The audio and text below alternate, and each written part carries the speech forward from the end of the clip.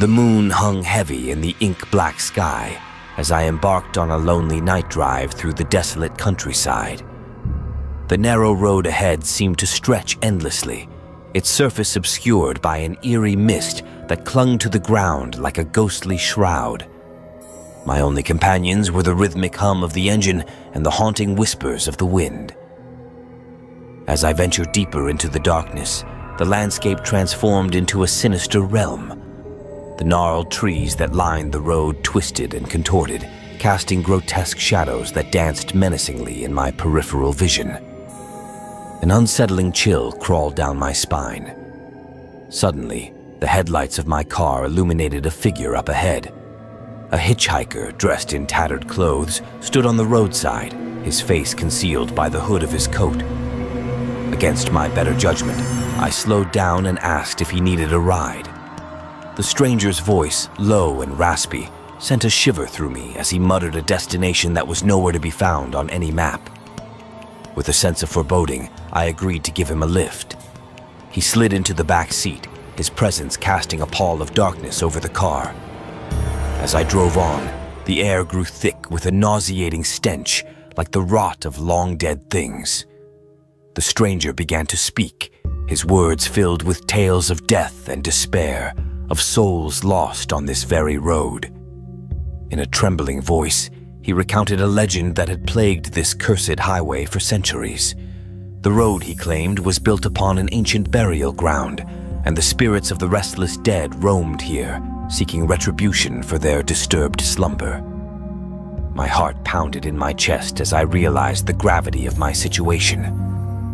As the miles passed, the stranger's stories grew more grotesque, his laughter more unhinged. Panic set in as I realized that I couldn't see the road ahead through the impenetrable mist. It was as though the very earth itself conspired to trap me in this nightmare. Then, without warning, the car's headlights flickered and died, plunging us into utter darkness. Panic gripped me as I fumbled for my phone's feeble flashlight. When its weak beam pierced the gloom, I turned to see that the back seat was empty. The hitchhiker had vanished. With trembling hands, I managed to restart the car. As the headlights flickered back to life, they revealed the same deserted road I had been driving on before, but the oppressive presence of the stranger remained. I sped away from that cursed place, my heart racing, and the voice of the hitchhiker echoing in my ears. To this day, I dare not venture onto that haunted road again. The memory of that night drive still haunts my dreams, a chilling reminder that some roads should never be traveled, for the darkness that dwells there is not of this world.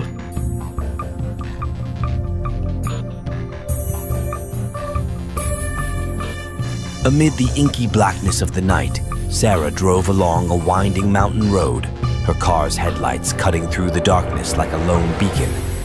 The only sounds were the gentle hum of the engine and the rustling of leaves in the cool breeze.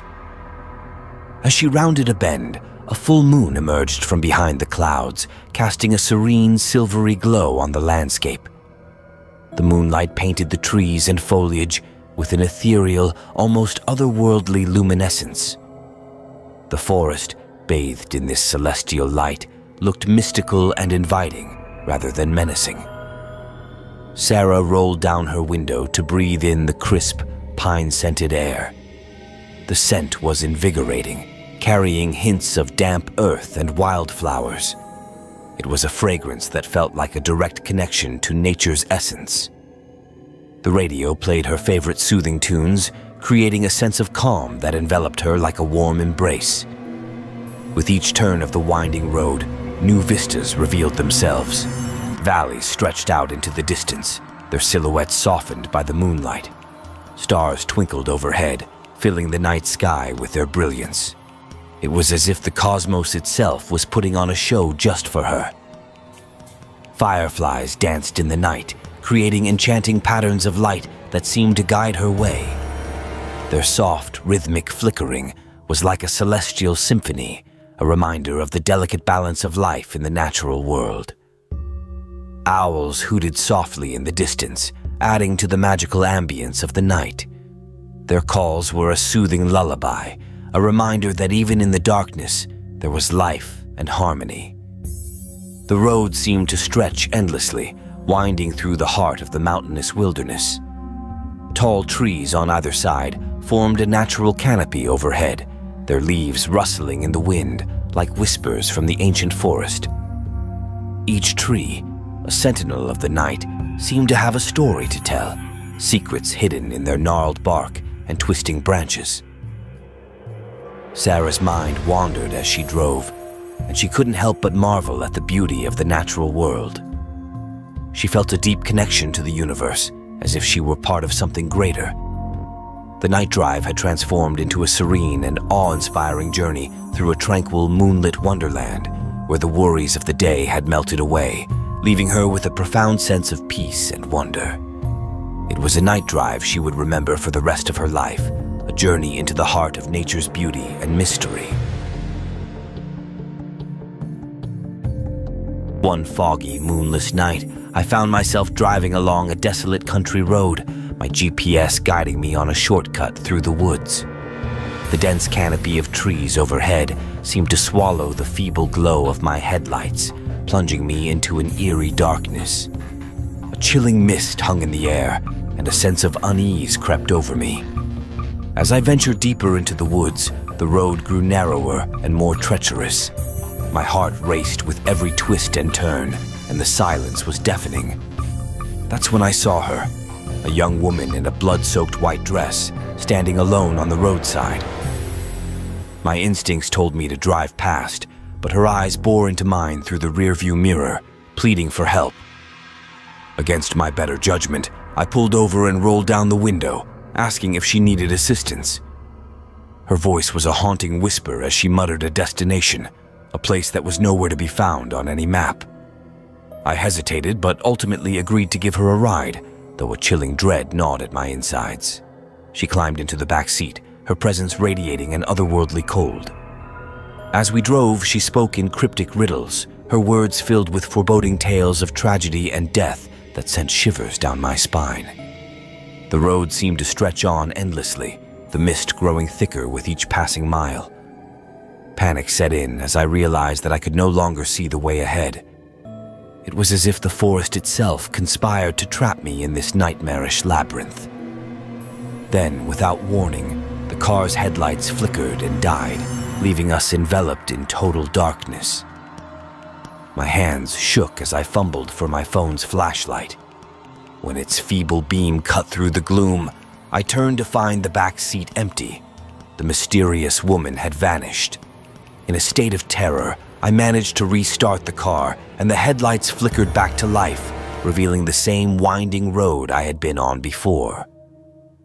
The weight of the encounter lingered, a chilling reminder that some shortcuts were not meant to be taken, and that the woods held secrets darker than the night itself. On a moonless night, I found myself on a seemingly endless highway that cut through the heart of a desolate wilderness. My car's headlights pierced the inky blackness, revealing nothing but the dark void ahead. The only sound was the rhythmic hum of the engine, a soothing lullaby that contrasted with the sense of foreboding that hung in the air. As I drove deeper into the night, my eyes caught sight of an old, dilapidated motel tucked away at the side of the road. The place seemed out of time, its neon sign flickering erratically. My curiosity got the better of me, and I decided to pull in for a rest. Inside the motel's dimly lit lobby, I was greeted by a peculiar innkeeper. His eyes were as lifeless as the empty highway outside, and he spoke in a monotone voice, as if reciting a script. He assigned me a room at the far end of the building and handed me a tarnished key. The moment I stepped into the room, an overwhelming sense of dread washed over me. The air was frigid, and the walls seemed to whisper with secrets long forgotten. The room's decor was a jarring mix of ancient and modern, as if it had been frozen in time. I couldn't shake the feeling that I was being watched. I pulled back the curtains to reveal a window that looked out onto the highway. To my horror, I saw a procession of ghostly figures marching along the roadside. Their faces were twisted in agony, their eyes hollow and lifeless. I rushed back to the lobby, my heart pounding, and demanded an explanation from the innkeeper.